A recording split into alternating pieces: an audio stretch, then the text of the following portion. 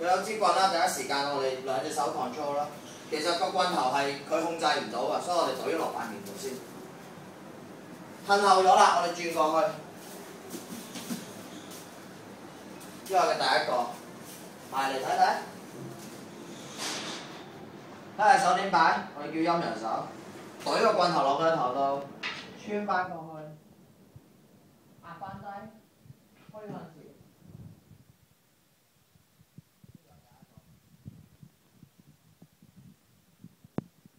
第二個我哋捉到啦，今次阿新知道喎，捉翻個棍頭。我哋而家5個鬥緊力，我哋而家再轉翻嚟手，兩個手背都向過來，我哋穿多個手踭，落翻佢個手踭，好似扭單咁扭過去。